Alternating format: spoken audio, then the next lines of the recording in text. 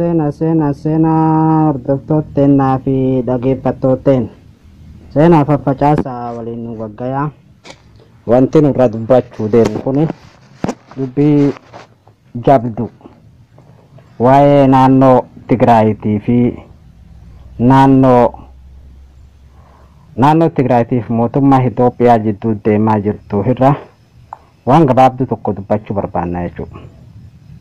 Mootummaan Abiy Ahmed kan uummata waan biyya Itoophiyaa bulchaa jiru kun mootummaa abbaa irree akka ta'e irrummaa isaa guyyaa irraa agarsiisaa jiru ifa baafataa jira jechuudha. Hooggantoota siyaasaa Oromoo mata ukkaamsuun, dhaabbilee siyaasaa hunda ukkaamsuun, sabaaf sablammoota dhiitee akka bulchaa jiru addunyaanis ragaa ba'aa jirti jechuudha. Waan kanarraa waan gabaabduu tokko waan dubbachuu barbaannuuf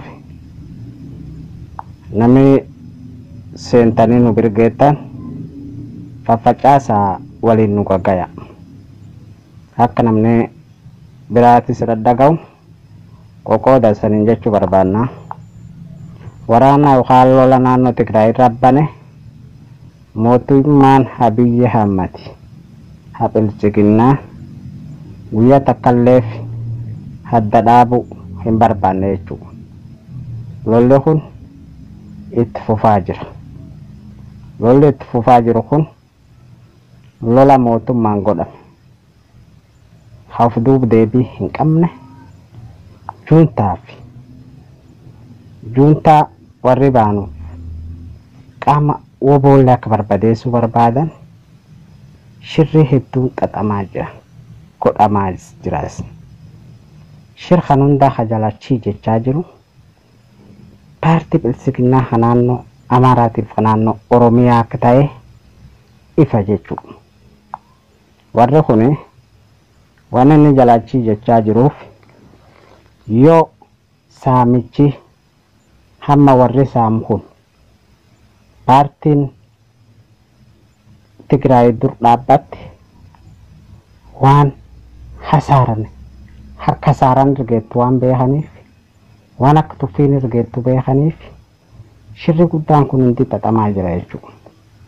Shirri kan xaxaa jiru qaama mootummaatti nama biraan seenaa. Uummata Oromootiif Amaaras asum keessa wali buusuu barbaadan. Waan naannoon tokko wal dhabdeef jecha waraana humna addaa kan naannoon hundi qabdu naannoo hundi irra guuranii akka Tigraayitti ergaa jiranitti dhaga'amaa jira jechuudha. Tigraayin tunis Itoophiyaa. Nutiin dubbana kunis Itoophiyaa. Itoophiyaa adda lama baasanii bakka lama baasanii akka Itoophiyaa wal dhooftu gochuuf deemaa jiran jechuudha. Kan namni ofirraa eege ofirraa beekee dur dhaabbachuu qaba ture.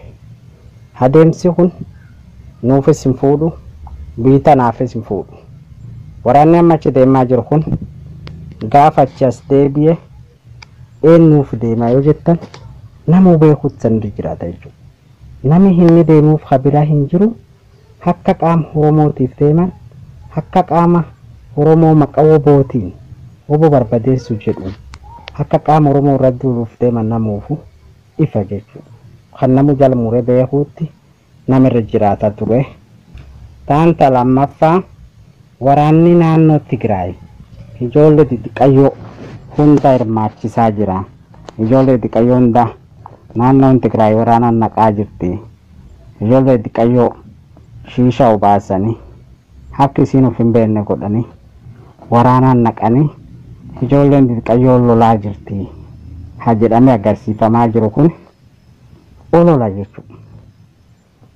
Ilmuma abbootiin footoo wajjin dhaatte footoo san pooste godhanii olola dhara ofirraa odeessaa jiran jechuudha mootummaan Abiy Ahmed.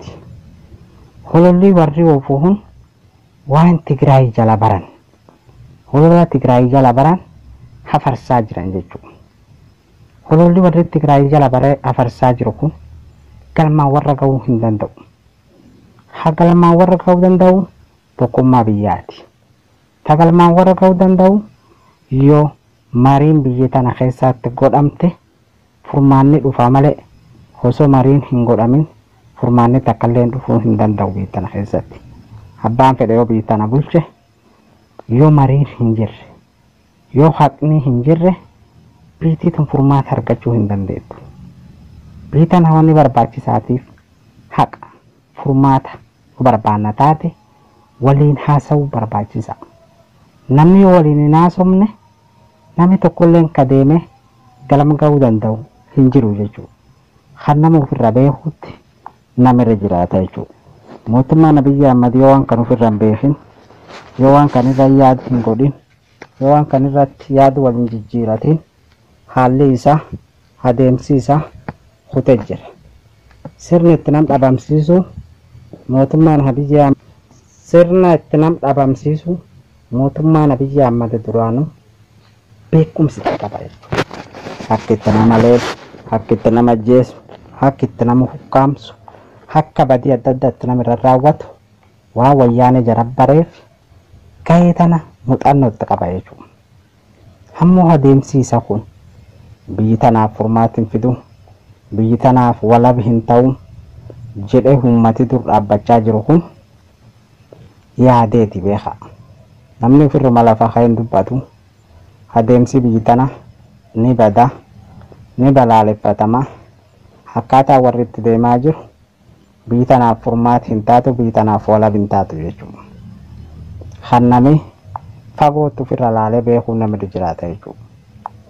Namni ammoo waan kan fagootti ofirra hin argin adeemsi isaatiif sirni isaa kan inni itti deemu biyyi tana karaa kufaatii hamtuu irra buusuuf ta'a.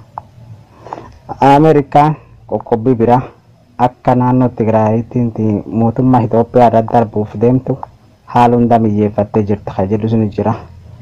Waraanni ammaan tana naannoo Tigraay irra deemaa jiru kun lola haarayaatti dheengadduma tana torbee lama hin guunne lola dhaabne jedhee mootummaan bilisiginnaa labse hammas deebi'ee lola bira eegale jechuudha.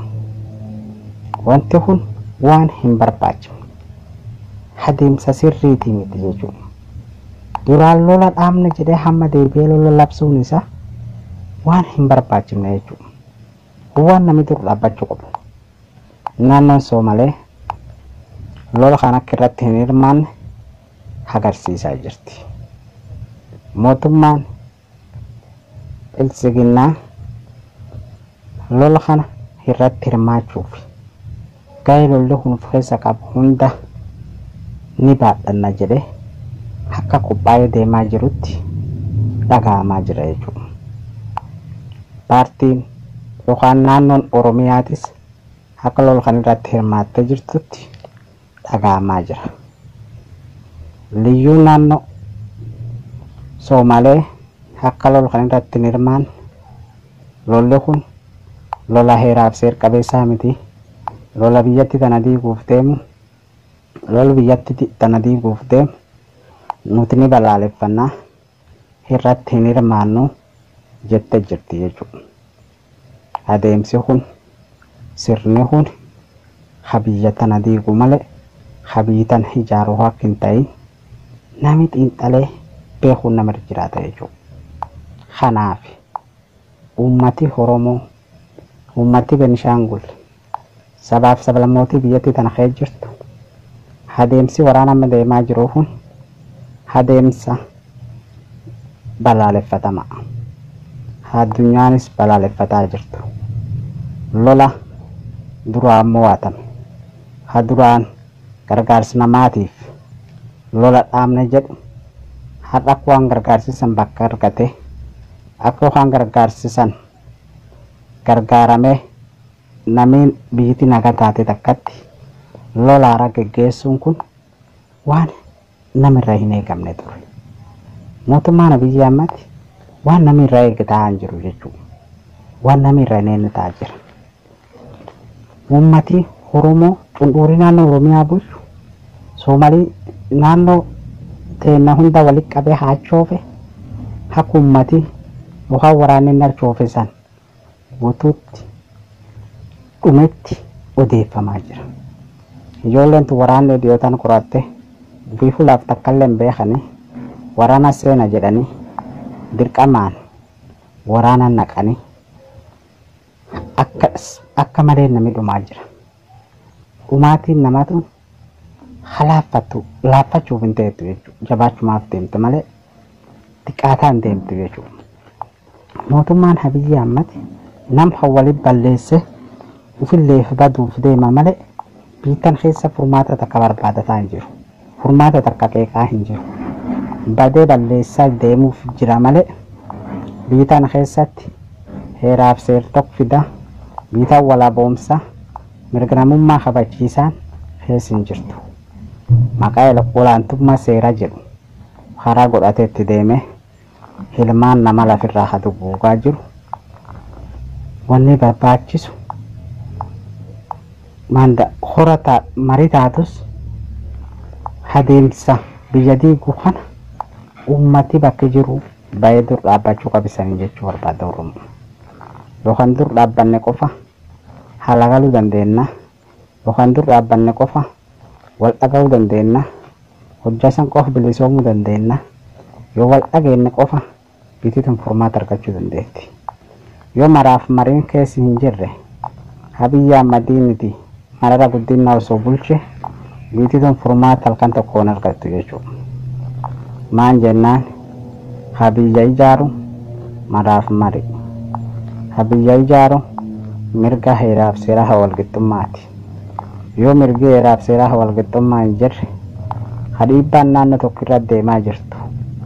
Naannoo tokkoof lamirra deemte kaan irra deemaa hin jirre biyya tokko adda qoqqoodanii adda addaan ilaaluun heer qabeessaa miti, seer qabeessaa miti. Waan namni dur dhaabbachuu qabu. Waan namni irra marii gochuu qabu. Marii barbaachisu. Biyya tana wala buumsu. Rakkina biyya harka qabu keessa baasu. Kana hunda hirmaachisu gochuun namarraa eegama jechuudha. Maqaa hin taane namarra kaawwanii ijoollee xiqqayyoo maqaa waraana natti jedhu, maqaa habaawoo shanee jedhu, maqaa juuntaa jedhu sabaaf sablammoota loluu sab tokko ol kaaftee akka sabni kun walitti gochuun waan hin barbaachifne jechuudha. Waan heeraaf seer hin ta'in waan akkana kana irra of eeguun barbaachisa. Waan akkana kan dur dhaabbachuun barbaachisa. Ummati Tigraay nama lol kanaaf Oromoo ta'ee lol kanaaf isanitti hirmaate ta duraan dabarte ta hamma isanitti hirmaate lol kan irratti hirmaataa jiru kana hasaniif qabame takkallee lakkisina. Ummati Oromoo nami Oromummaa teessan baadhatu akka naannoo Somaaleetti qoontumaaf dhageettee didda kanatti diddu dadhabdanii waan deemi godhi isin jedhan qof godhaa jirta. Oromoo ajjeestiran ajjeesaa jirta. Tigraay duul jedhan duulaa jirta. Yaa Oromoo akka kanaan bilisummaan jedhan. Bilisummaa ha barbaadu akka kanaan hin barbaadu. Walaabummaa ha barbaadu akka kanaan hin barbaadu. Mirga walqixxummaa hidhaa baasu. Mirga walaabaa waa'ee diinagdee namni dubbatu hin jiru jechuudha. Biitituun akkam jiraataa jirti. Miskiinaaf baajata baasuun inni takka hin jirtu jechuudha. Biitituun haala yaaddeessa isin kee jirtu kana kan itti fidaa jiru qaama mootummaati. Kan waleelaa jiru qaama mootummaati. Lolli mootummaan godhame uf duuba hin deebi'u. Kan nama beeku namirra jiraata jechuudha. Hangaa'ota waraanaa gurguddoo akka Jeneraal Biraanuu Juulaa fa'a nama waan inni jedhe jala hin deemin mootummaan Itoophiyaa ukkaamsee akka inni haffanaa jiru namoonni beeka jechuudha. Jeneraal Saree Mokonnon akkana ajjeese. Jeneraal Adam Maammed torbaan takka tangorraa haase bakka kana buutee bakka bira fuudhee embaasii godhee amma fuudheetuma. Yaa Oromoo akka kun akka deemsa biitanaa yakku. Akka kun akka sirna biitanaa jijjiiru. Kun waan nu dur dhaabbachuu qabu. Kun waan nurra marii gochuu qabu. Jeneraali Biraanuu Juulaa baasitiin waraana Tigraay baase qofaaf waan inni mormitan dur dhaabbate qofaaf hangoo irraa hojjechiisan jeneraal Baacaa Dabalee jala deemtuu bakka buusan jechuudha. Jala deemtuun bakka buusanii amma haasawaa jiru kun nama duraanuu garaaf dhaabbatu barana waan inni Harargee godhe jedhanii biyyittii haasoftu namuu dhageettanii jirtan jedhe yaada. Adeemsi kun furmaata nuuf hin fidu. Adeemsi furmaata nuuf fidu ha biyya wal aboomsutti wal cina haa dhaabbannu saniin jechuu barbaada Oromoo. Waraanni ammaan tan Tigraay irra deemaa jiru kun yoo Tigraay tan kan mo'atan taate yoo mo'atan akkas deeman nama ufuufa. Hara kam deeman jettanii hin odeeffatina. Oromiyaattas deeman jechuudha. Namni kan dur dhaabbate amma dhabamu godhani hamma hangoo qabuun gorraa hojjechiisan. Kan nama beeku nama jiraata jechuudha. Saba Amaara ol fuudhanii saba Oromoo gad qabanii akka waliin duruuf deeman namuufu dubbiin ifa baatee jirti. Kanaaf uummatii keenya adeemsi kun biyya tanaaf furmaata hin ta'u. Adeemsa kana bakka jirru wal gargaarree dur dhaabbachuu qabna. Adeemsa borra dur dhaabbachuu qabna. Adeemsa Tigraay irra dur dhaabbachuu qabna. Haadha ilmaan keenya waraanaaf jennee waraana Tigraay loluuf jennee erguu hin qabnu. Waraana Amaaraa loluuf jennee erguu hin qabnu. Amaara sappootuuf erguu hin qabnu. Amaarinnis Itoophiyaa, Tigraayis Itoophiyaa. Lola karaa naannootiin nama dhufe naannootti fira deebisa. Lola karaa daangaatiin dhufe gosatti itti dirmata yookaan ollaatti itti dirmata jechuudha. Kun beekuun nama jiraata jechuudha. Lolli ammaan tana kun lola heeraaf seer qabeessi hin ta'in maqaati lola maqaa kanirra uummati keenya tokko ta'ee dhaabbachuu qaba. Wal dhaga'ee dhaabbachuu qaba. Marii barbaachisu hunda geggeessuu qaba. Yoo marii geggeessine biyya tanaaf furmaata goona. Yoos biyya tanaaf walaaba goona. Kaan isaniin jechuu barbaadu kana namni YouTube keenya Oronews share nu godha. Like fi subscribe nu gargaara isaniin jechuu barbaada. Hayyoonni Oromoo ta'een hayda jiran hangamma hidhaan baane fulaan cimeetti reebinu qaban jiru. Akka dhiiraatti akka Tigraayitti gaarsennee qabsaa'uu hin dandeenye har'abu milkaan jidduu taane ufiif duulu baannus wareega duula kaffalaa jirra jechuudha. Dhiira akka Tigraayittiif dhiira Tigraayiif duultuu wareega kaffalaa jirra jechuudha Oromoo. Kun waan Oromoo cabsa waan Oromoo tuffachiisa jechuudha. Abbootiin qabeenyaas ta'e maanguddoon biyyaattis ta'e marii cimaa marii hatattama haqeerroo qarree haasu geggeessuun nama jiraata. Nama dubbiin Hacaaluu Hundeessaa kutte dubbiin hidhamtoota siyaasa Oromoo kutte duraanuu wanni barbaadan hangoo dheereffachuudha. Hangoo warra dheerattee jirti. Hangoo warra lolaan biyya lolitti banan akkasii waliin dhageenye godhanii hangoo isaanii haa barbaadan san akka fedhanii biyya cabsanii oofataa jiran jechuudha. Kanaaf kan dur dhaabbachuu qabna. Kun waan biyyaaf furmaata hin taane waan sabaaf sablammoota waliin dha'uuf deema. Waan sabaaf sablammoota waliin buusuuf deema kana damne hatattamaan dur dhaabbachuu qabna isaniin jechuu barbaada. Injifannoon ta'ooboo taqeerroo taqarree hayyooti ta'in cina dhaabbanne wawwala boomnu inshaalla ni moona. Hayoonta Oromooti galatooma galatii keessan bilisummaaf walabummaa isaniin jechuu barbaada. Injifannoon